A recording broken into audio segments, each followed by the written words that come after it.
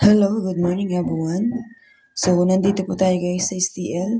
So, magbibigay po tayo guys ng tutorial para sa inyo sa mga nahihirapan po magsumada, sa mga nahihirapan po kung paano po makuha ang numero kahit po yung isa. Kasi yung iba guys, mga mahilig po silang ang tawag dito, magdiretsa, ano. So, paano po maldo, ano. So, ayan. So, magmana-mana tayo guys. Turuan natin kayo. Sa mga nais po ng sumada na ganito, siguraduhin lamang po ninyo na kayo ay naka-follow, naka-share ng ating mga videos, no? So, comment lang po kung nais din po ninyo ng ganito pong tutorial, okay? So, dito po tayo guys sa Pitcha 25. So, ngayon, ito po ay STL ng Camarines Norte. So, baka sabihin ninyo, ako po ay nag-chachamba lang ng sulat ng mga labas, okay? So, ngayon, ito po yung lumabas kahapon sa Camarines Norte, 28.5, 6.3 at 1.11, di ba? So, kung kayo po ay nanonood ng pattern, yung pattern ko na ginawa, so alam ninyo na magkakapares talaga yung 16.37 at 32.11. So, tapos yung 16 kapares din po yan ng 32, no? So, makikita niyo po yan. So, yung 3 naman guys, kapares niyan ay 19. Tapos, ito naman sa 6 ay 22 ata yun. Okay? So, yung 1 guys ay 17. So, paano po guys makuha natin ang isang numero na sure na lalabas?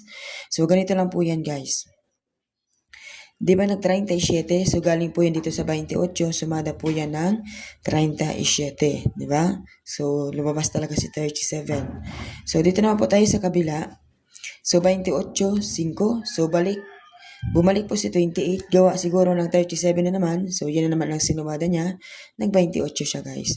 So, yung 5 ay galing po dito sa 14. So, kitang-kita, di ba? So, 14, tapos yung 32 ay sumada 5. So, kung nagdiretsa kayo ng 5, so, paldo, di ba? So, yung 6 naman, guys, kitang-kita rin yung 6. Kaya, nagdiretsa ako guys kahapon ng 6. So, yan nga, lumabas yung 6. Dahil nag-5 siya guys, so automatic pwede siyang magpasunod ng 6, di ba? So, 5, 6. Kasi po nung isang araw pa talaga, pwede lumabas ang 6 gawa ng 24, sumada 6. Okay, so yung 3 naman guys, ay dito po yan sa bilang ng 4, 5, and then yung 3. Tapos nag-1, no? So, kung makikita nyo guys, inipit si 2. So, ibig sabihin, malaking chance na lumabas si 2 gawa ng 1 at 11. Yung 11 ay sumada yan ng 2. Okay? So, sa mga nais po ng tutorial ng kanilang lugar, siguraduhin lamang pong kayo ay naka-follow, naka-like, naka-share. Ano? So, ito po yung ating numero na pwede nyong i-diretsa. So, maaari po siyang mag-2. Tapos, G's, gawin natin si G's. 19. Okay. So, ito naman guys, 28, ginawa natin na G's at 19. So, iisang sumada lang po ang G's, 19 na yan guys. Okay, so, ito naman po nga 5, galing po dyan. So, pwede rin naman siya guys mag-23. Gawa nga po ng 5, 14, 32. So, pwede po yan. And then, pwede rin po yung 12, no? Kasi po yung 12, pasunod po tayo sa 11, at kapares din po sa pattern ng 28. Okay, yung 12. Okay, so ilagay natin guys yung 12. Kasi napapansin naman natin guys na kadalasan mga kapares sa pattern ang nilalabas nila. So, ganun po pagdidiskarte guys. So, sundan nyo lang po yung ginagawa ko.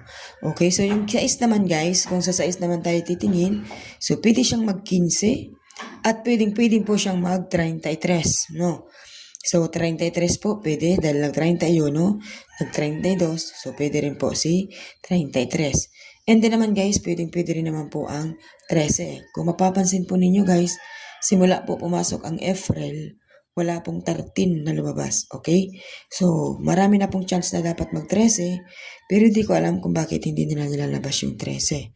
So, gawin na lang natin guys, ipumpiang yung 13, no?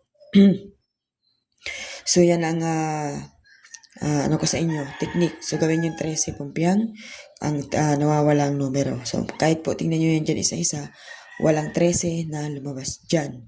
Okay? So, dito tayo guys, sabi ko nga sa inyo, pwede siyang mag-15 or pwede siyang mag-33. So, pili kayo sa dalawa kung alin yung isasama ninyo dyan sa apat na numero na yan. Kung yung 15 or yung 33. So, bakit hindi ako guys sure sa dalawang yan? Siyempre, tayo po ay nagsusumada lamang at nagdidiskarte. Pero napakalaki po ng chance na tayo po ay tumama kapag marunong po tayo magdiskarte ng bawat numero, di ba? Sa mga nais po ng diskarte, PM na lamang po kayo or comment po dyan sa baba. Siguraduhin lamang po na kayo ay nakashare at nakalike at nakafollow sa ating pong Facebook. So, yun lamang po. Maraming salamat. God bless po sa inyo lahat.